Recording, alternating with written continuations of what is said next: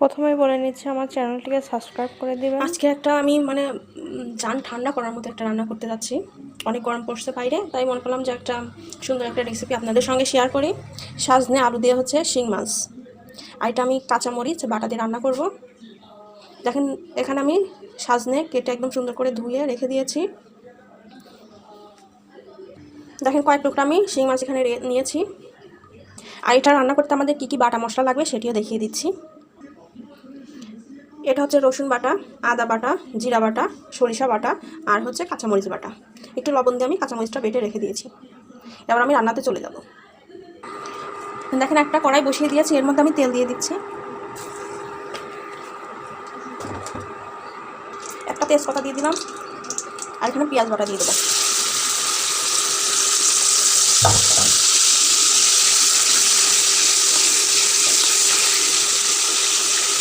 তিনটা আমি কাঁচামরিচ দিয়ে দিলাম।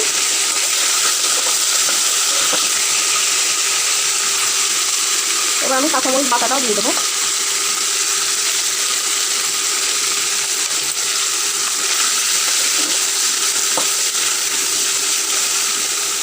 এবার আমি রসুন বাটা দিয়ে দিচ্ছি, আদা বাটাটাও দিয়ে দিলাম, জিরা বাটাটাও দিয়ে দিলাম।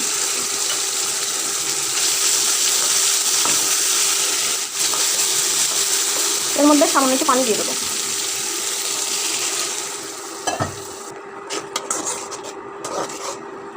এর মধ্যে এখন আমি সরিষা বাটাটা দিয়ে দেবো। এটা কিন্তু হলুদ সরিষা ছিল।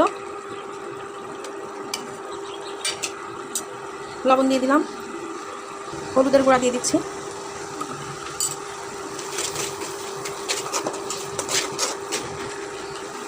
এবার আমি একটু সুন্দর করে এটা কষিয়ে নেব।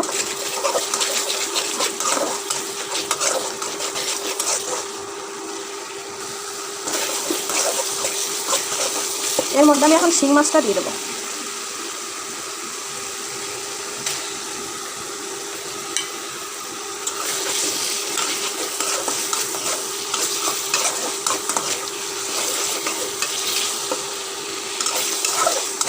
সামান্য একটু পানি দিয়ে দেবো।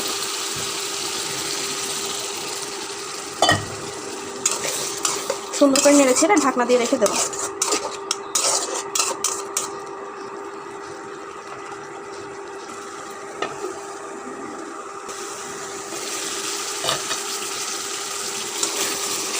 দেখেন সুন্দর করে আমি কিন্তু নেড়ে ছেড়ে কষিয়ে নিয়েছি। এবার আমি মাছগুলো উঠিয়ে রাখবো।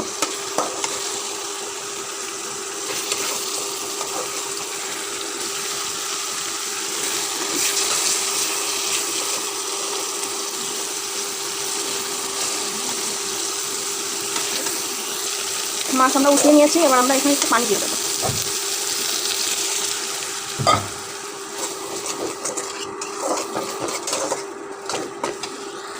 এবার আমি এর মধ্যে সাজনেগুলো দিয়ে দেবো। সাজনের আলু আমি একসঙ্গে দিয়ে দিচ্ছি।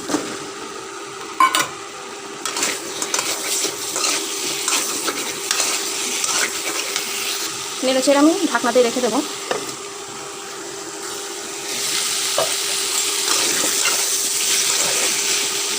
এখানে আমি পানি দিয়ে দেবো। সাজনের আলু সিদ্ধ হওয়ার জন্য আমি পানি দিয়ে দিচ্ছি। এবার আমি ঢাকনা দিয়ে অনেকক্ষণ ধরে একটু সিদ্ধ করে নেব। প্রথমে কিন্তু আমি পানি ছাড়া অনেক ভালো করে একদম কষিয়ে নিয়েছি, তারপরে এখন পানি দিয়ে একটু সিদ্ধ করে নেব। 5 মিনিট পর দেখব কী অবস্থা। 5 মিনিট আমাদের হয়ে গেছে।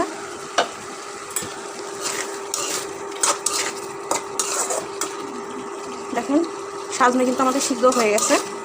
আর একটু কষিয়ে তারপরে আমরা এর মধ্যে মাছ দিয়ে দেবো। দেখুন কষানো আমাদের হয়ে গেছে, এবার আমরা মাছ দিয়ে দিচ্ছি।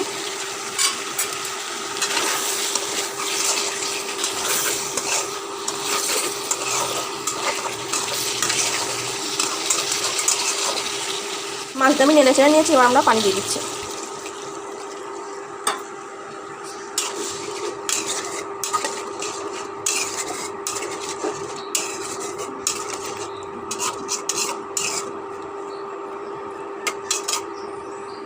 এরকমই থাকবে, আমরা ঢাকনা দিয়ে রেখে দেবো।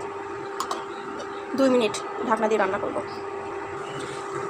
সামান্য একটু আমি জিরা পাখি দিয়ে দিচ্ছি, দিয়ে আবারও ঢাকনা দিয়ে দিচ্ছি।